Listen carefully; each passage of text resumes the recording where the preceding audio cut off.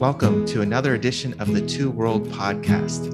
I'm one of your co-hosts, Jacob Dotson, and I have with me today my other co-host, who is... I am Barney. And Barney and I are so excited to welcome a special guest today, and her name is... Molly.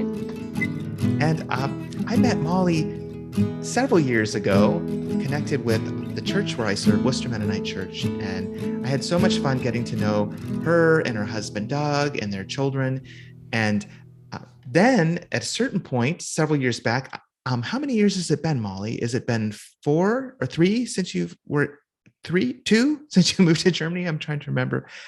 It's not quite been 3. We're at 2.5. Okay, so 2.5 years ago, thank you. Molly and Doug and their children moved to Germany. And so I've learned and heard some really interesting stories since they moved there. And we thought it would be very informative and exciting to invite Molly to share about that experience of moving to Germany. And so we invited her onto our podcast today. And so maybe I'll turn it over to Barney to get our conversation started.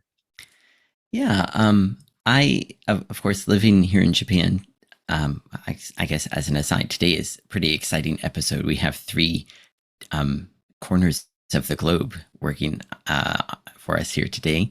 I know it's 10:22 where I am in the evening, and it's 2:22 or 3:22 in Germany. Maybe 3:22. Yep. 3. Yep. And then 9 in the morning in Ohio.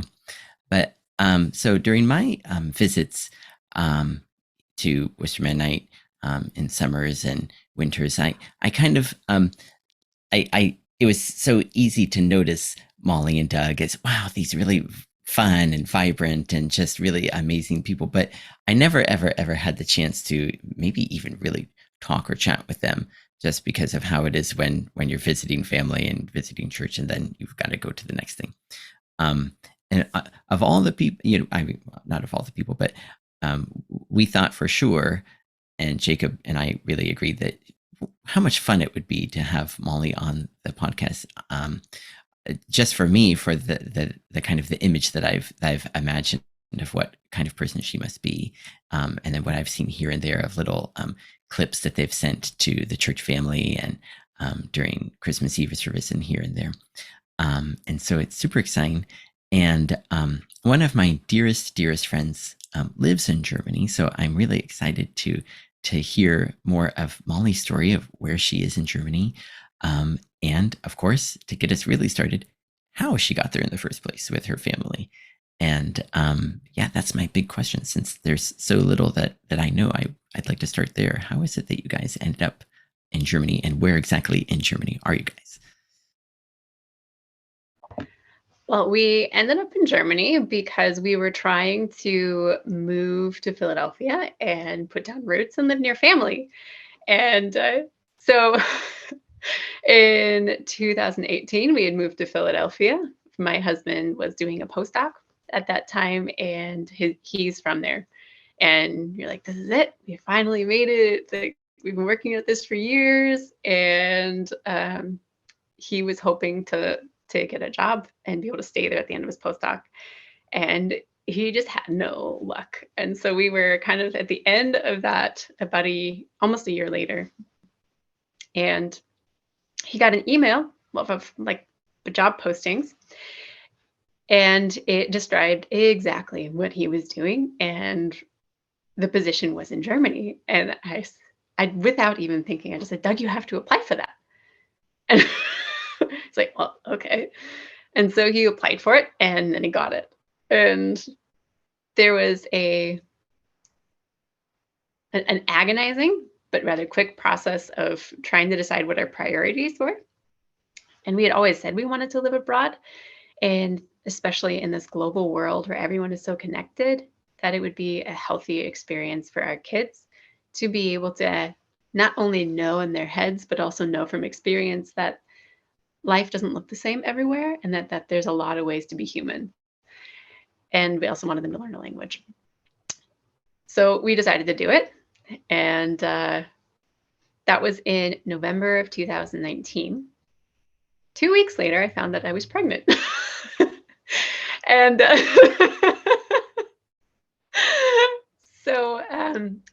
Then we were supposed to move in May, and there was a miscommunication with his boss. So we compromised. Instead of moving in January when he wanted us to move, we moved in March.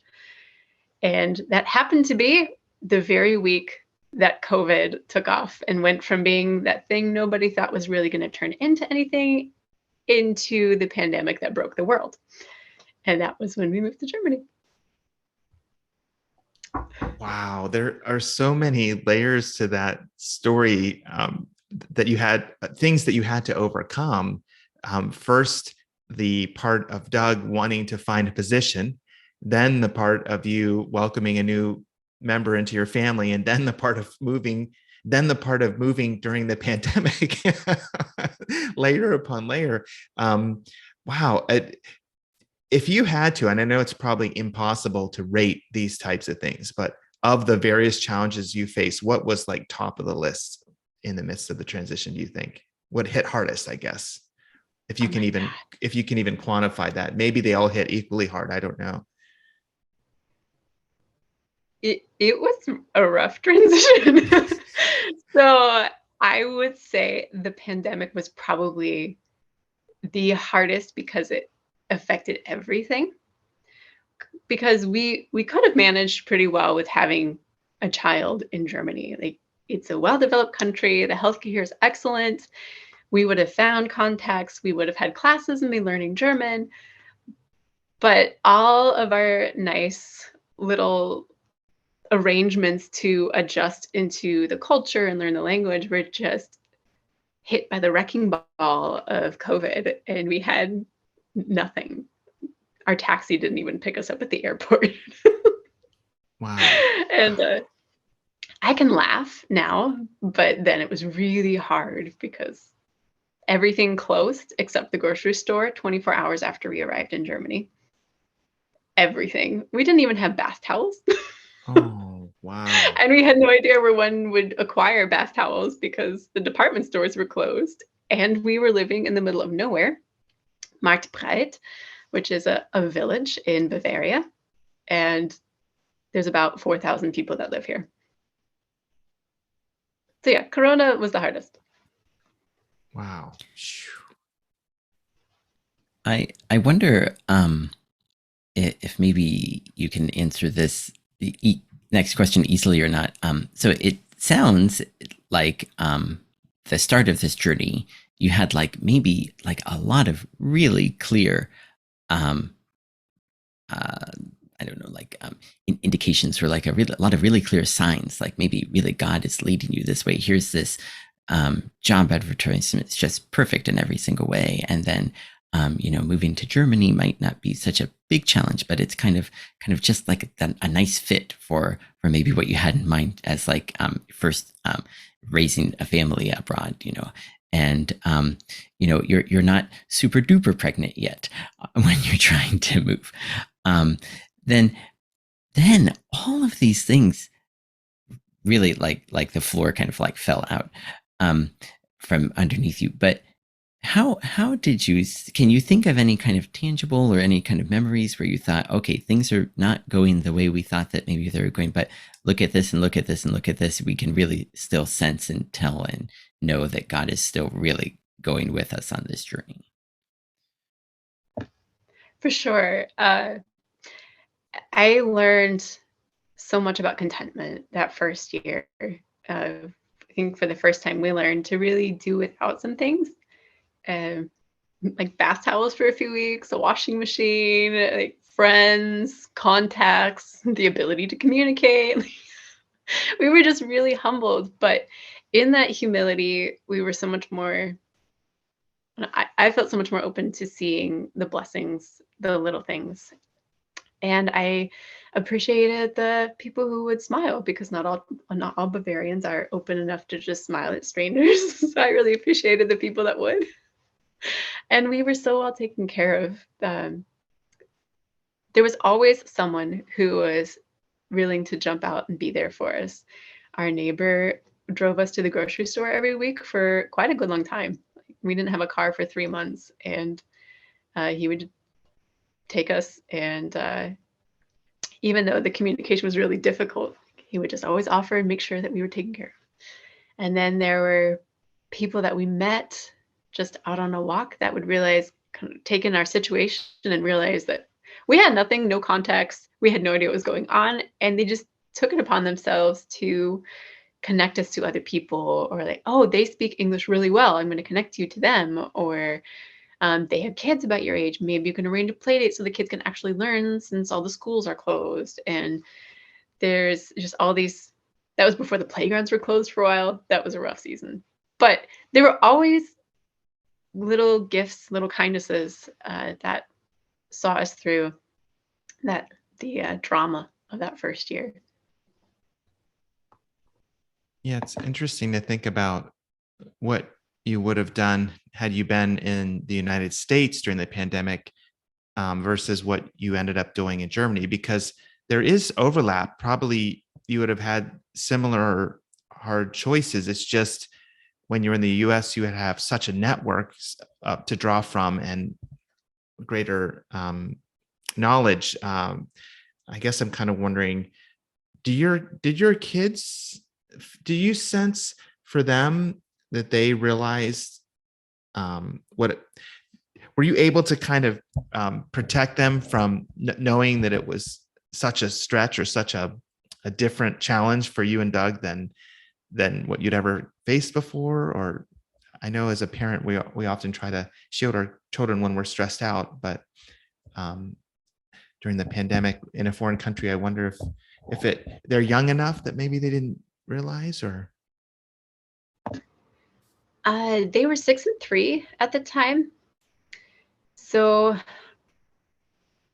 I would say they definitely experienced the particular hardship, but I think the hidden blessing of having moved when we did is that everything was kind of turned on its head as it was. So there was no big distinction between moving to Germany and the pandemic.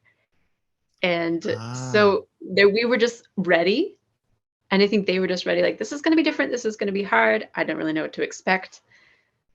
And I think that actually helped them, because as we came out of the longer lockdowns and the harder seasons, then they had more of the language and were able to just say, oh, that was a hard season because it was just a new time in a country and there was a pandemic, and they were able to move on. I don't think there was a lot of traumatization because from the pandemic. It's traumatizing to change countries, but I think it just got all lumped into one for them.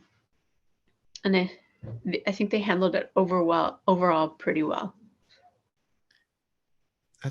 That's really encouraging. I feel like I noticed for our own kids, being local here in the US, and in an environment they were used to, that there still was like an adjustment period after they were re-engaging again at school when they could go back to school. And it's almost like they had to practice the social muscles again of, like, interacting with people. And it sounds like that was really fortunate that for your kids, they were already ready for things to be different. And then this just added a more intense layer to that, but it didn't throw them off in a way that has been a burden that they've moved on. That's great.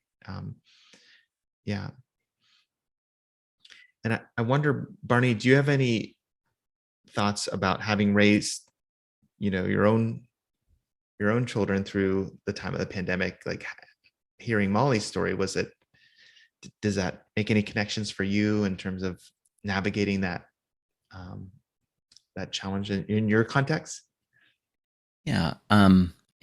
In our case, I think Yuma was just getting ready to start kindergarten, and it starts at age 3 in Japan.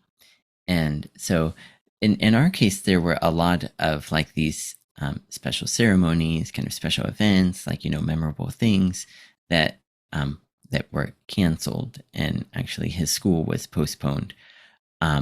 So we kind of just like hit the fast forward button through all of those things. So I think maybe if so in his case too, since school was new, he didn't really realize what he was missing. If he had been going from elementary school to junior high school, he probably would have kind of been disappointed that he missed his entrance ceremony for that, or he missed his graduation, from elementary school. Because in our case, things started shutting down and being very restricted from even before March, since we were closer. One thought that I was thinking, kind of shifting more toward raising families in a different culture. So in my case, it's easy to tell that I wasn't born in Japan, and since my kids are biracial, it's easy to notice that one of their parents is not Japanese. Um, maybe an initial thought might be, maybe it's kind of easier to kind of blend in and like maybe go a little bit more unnoticed in Europe.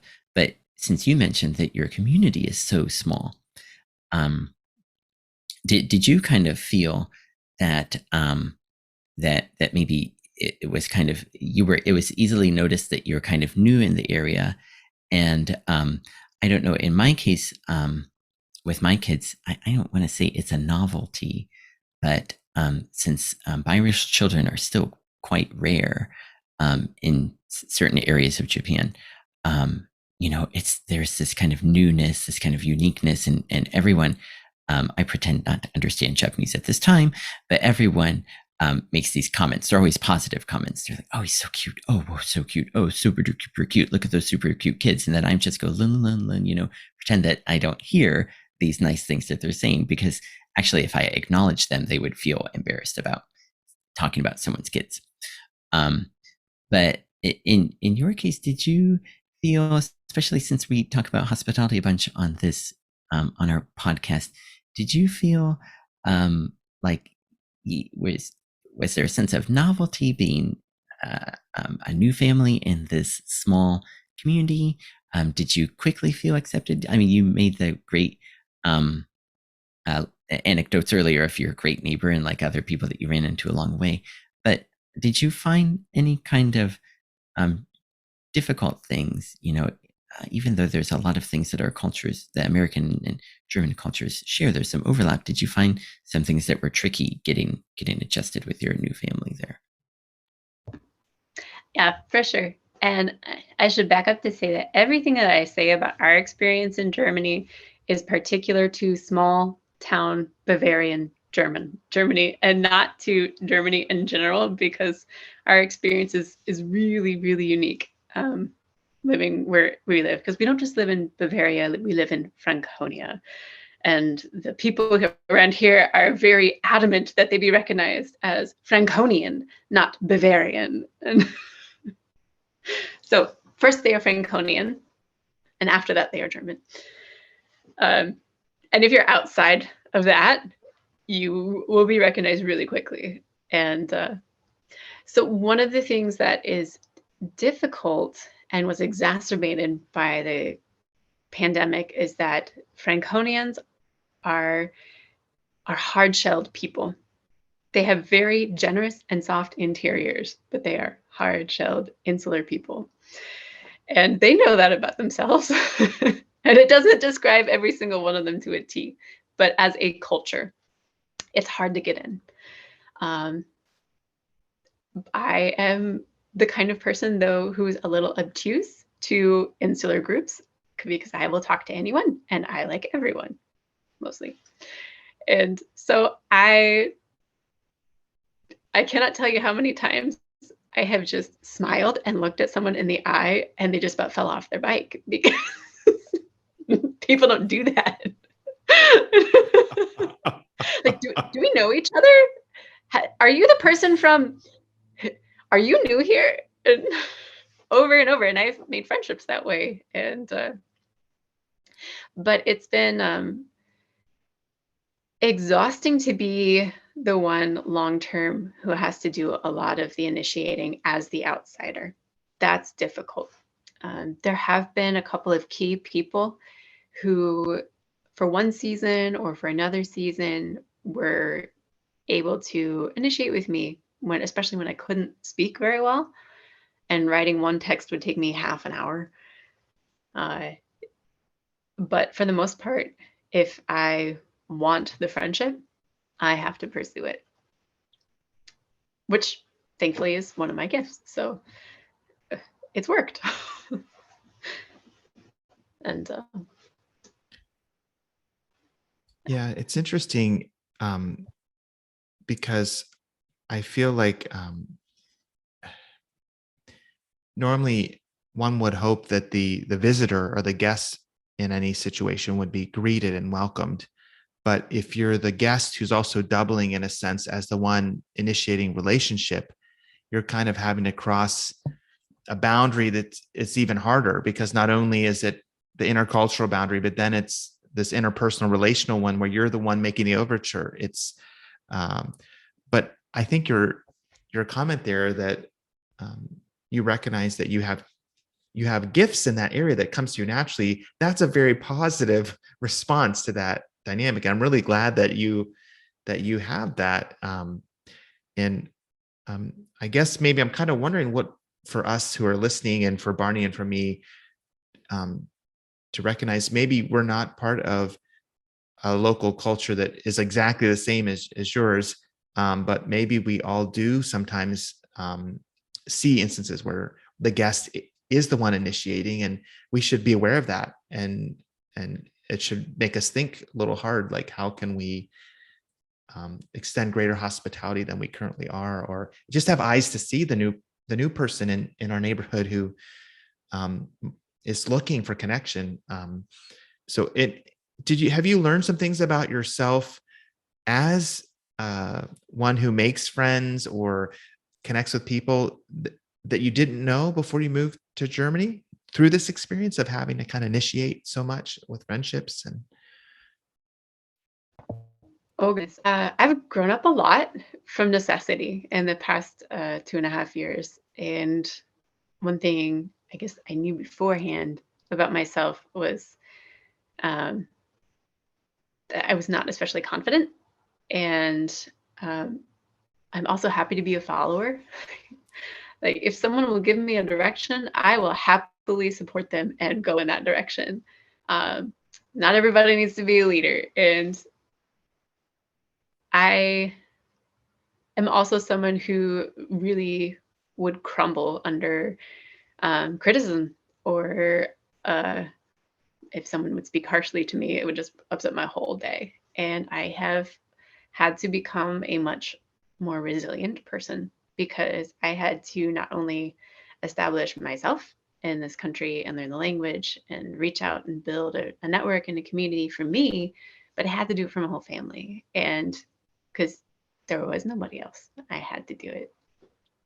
And I'm not leaving my husband out. He has to work in English, so he really has not had the opportunity to learn the language and integrate as much as I have. And I'm really grateful to him for giving me that opportunity. It's been, I think, one of the most influential experiences of my life thus far. But yeah, I had to learn to fail graciously and pick myself up and keep trying. Whether it was I made a social faux pas, or I forgot someone's name for the 13th time, or or I just wasn't sure what the rules were about how something had to be done. And if you don't know what the rules are in Germany, that you're in a bad place, because there are rules about everything. But just yeah, I learned that I can, I guess, is it in a nutshell. And whenever I look at hard things now, I say I can, even if I don't want to. It's interesting that you observe that that you're kind of the one like leading the way for the family. That a lot of times, I think maybe a lot of times, or maybe a lot of people have the experience that when they're in a new situation, a new culture like this, and a new language with kids, that often the kids become the bridge and help kind of initiate a lot of relationships, a lot of new things, and like kind of even sometimes guide the parents.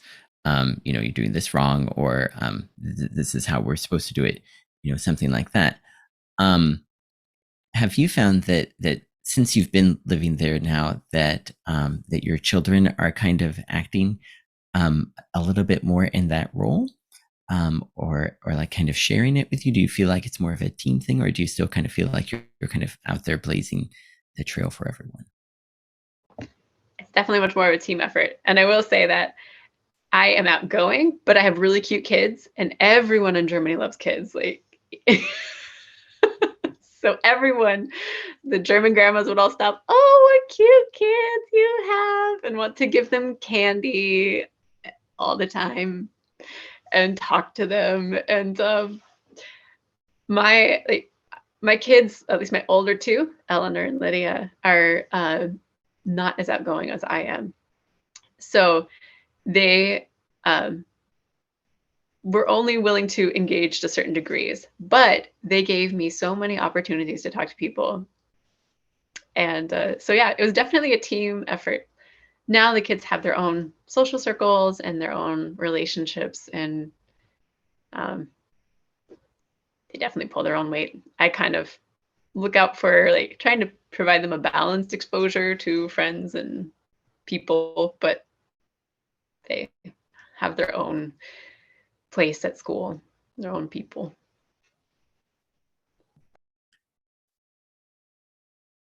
That's interesting, because I can relate to even the role that kids can play, even when you're in your host culture in building relationships. It seems like in adulthood, the dynamics are different in making new friends. Maybe this is just my own experience, but it seems like when we're busy and working and have or invested and have these family rhythms, there seems to be less time and space for encountering new people. But sometimes through our children, we're at events or activities or at a school meeting, and there's this overlap with other adults that you wouldn't otherwise have, that opens the door for friendship. And so that's a really good point, Barney. Have you noticed some relationships have come out of the connection with school or with some of your kids' friends? Has that been an entry point in some ways to meet some other new friends? Or Somewhat.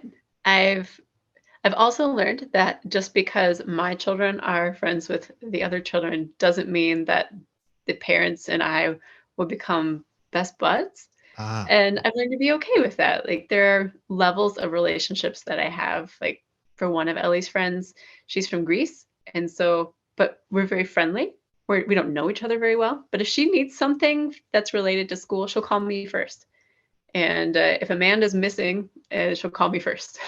She wants, so like we're there for each other, but we're not really close. And but with one of Lydia's best friends, we met their family just randomly on a walk, and her mom is now one of my very best friends here, and that worked out that way.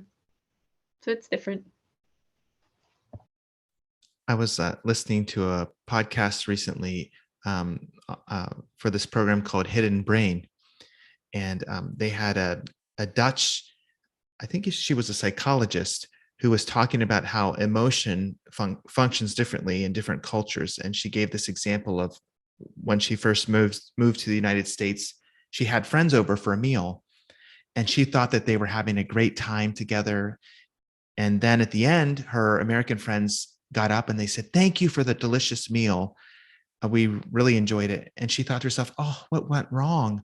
I thought we were having such a good time." And she was explaining in the podcast that in her culture in the Netherlands, if you're really close to somebody, if you feel like you've reached a deeper place in your relationship, you don't have to thank them for something, that you've reached such a level that you're past that formality. And so when her friends stood up and thanked her for the meal, she thought that they were creating that distance again. And I wondered if you have encountered that in some of your visits or times with people in Germany, a sense where there's a different expectation of what will happen, a different way of expressing kindness or another emotion where you're trying to, let them know you really care and value them, but it's perceived slightly differently because of a different cultural lens. Oh, for sure. Yeah. There, again, it was made all the more difficult because of the pandemic. Germans are very private, And so invitations into someone's home are not something that happens a lot at first. Like with closer friends, yeah, you're always welcome. And but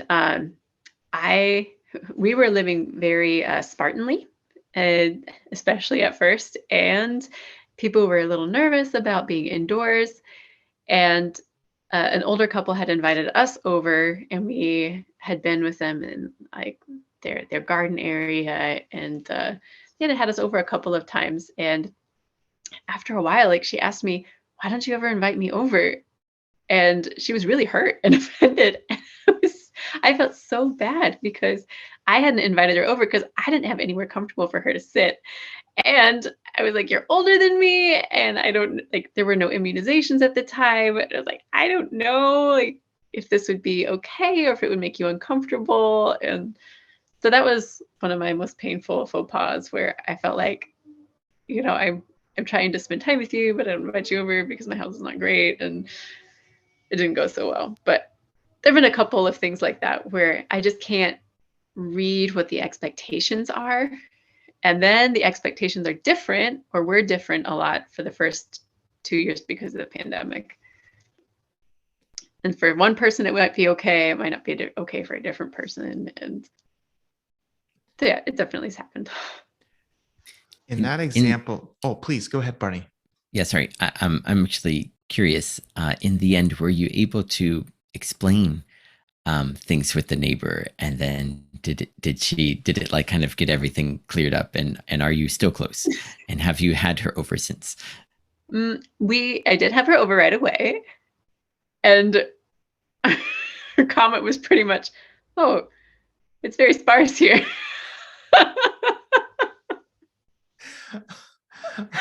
It's very more direct even than the most direct Germans.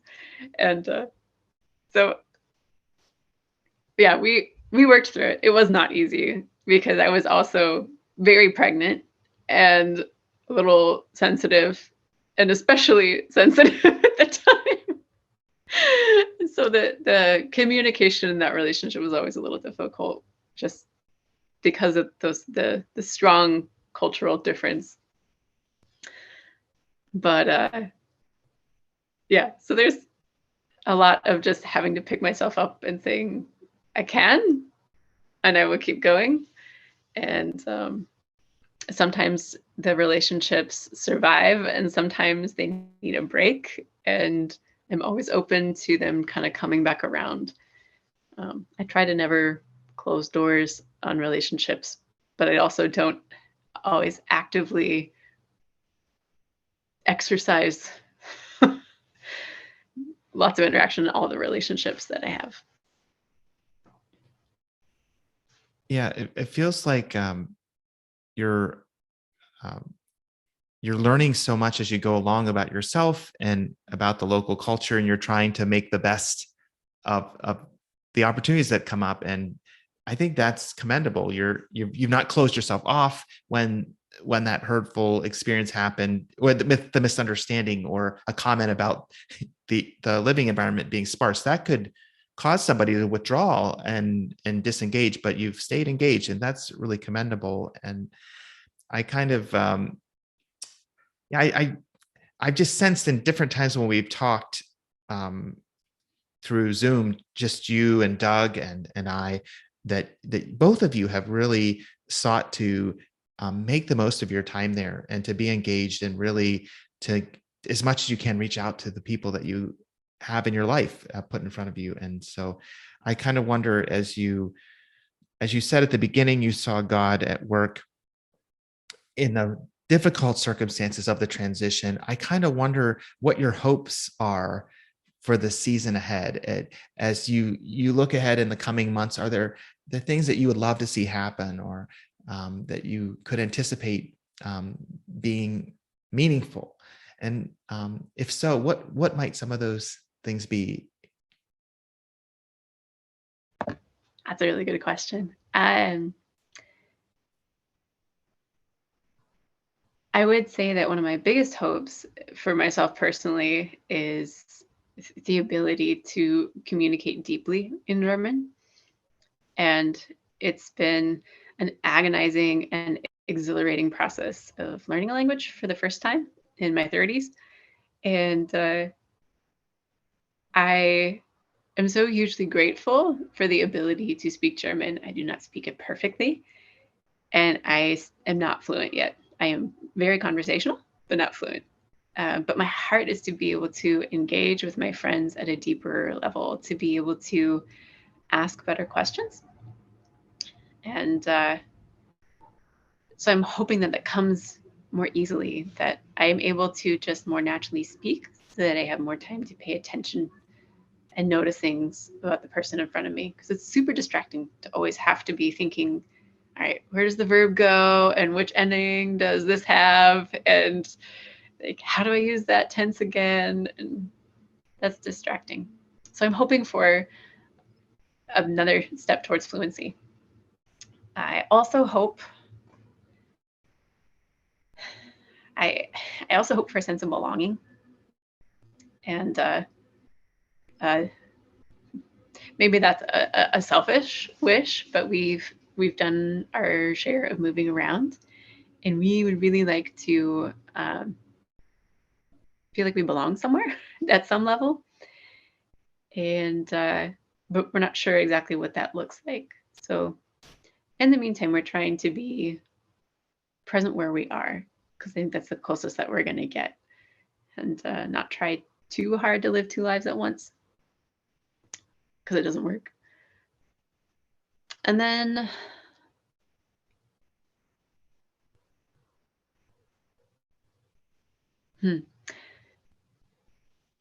I think one hope that I am seeing realized is that we would get a broader perspective for what the church is in this day and age. And that was something that we really wanted to kind of have a chance to step outside of our American evangelical roots, and just kind of take a step back from that and have some space to think over some of the things that have happened, especially in the past several years, and to look toward a culture that doesn't have maybe some of the same exact baggage, and say, like, what does the church look like here? How can we learn from each other? And what should our direction be? That's been good to have that. So I hope to continue to see that develop and to grow in that. That's really inspiring to me, because I feel like we had the pleasure of walking with you for a number of seasons here in Ohio at Worcester Mennonite, and to receive the joy and the gifts and the love and the energy that you brought while you were here, and then to think, well, here you are in a new context, getting to know people, putting down more roots, and still seeking to contribute and be connected to a community there. And so I hope that does unfold and open up to you. That sounds like it would be a tremendous blessing. And I think that your approach is just really inspiring. I feel like encouraged by how you've approached living in Germany, and I think our audience most likely too would be encouraged to hear of your willingness to be so open and continue to seek friendship and relationship. And so thank you for sharing. And I want to ask Barney, are there any final questions you'd have before you would close us? No, it's just been such an interesting chat today, and I thought that I had known a bit of what it's like to be in Germany and what maybe Germans are like, but it's been such an interesting conversation with Molly today, and I think that a lot of our listeners probably, hopefully, feel so as well. And I think especially one thing that I really learned is how when we see people who are new in our community, and who maybe are kind of seemingly tentatively taking steps toward being a part of the group, maybe they're really being incredibly brave, and the small things that they're doing that seems to us are really big, giant steps that they're taking themselves, and that it really takes a very unique kind of person who can do this gracefully and make it kind of seem natural. But that's not a lot of us. And I hope that we remember that when we're seeing people making these steps, that it's really taking so much courage, and that we can, meet them more than halfway, and kind of help bring them in, at least to our little small section of the community. And yeah, just to make everyone feel welcome, what they're doing and where they are. And it's been such an interesting conversation today, and we are happy that you joined us, and we hope that you too are looking forward to our next episode. And so for the Two World Podcast, I am Barney, joined today with Jacob, my co-host, and Molly was so great to join us as well. And I hope that maybe we can see her in the future, especially thinking of episodes about neighbors, and maybe even puppets. So until the next time, we are so thankful for you guys listening, and we'll see you again.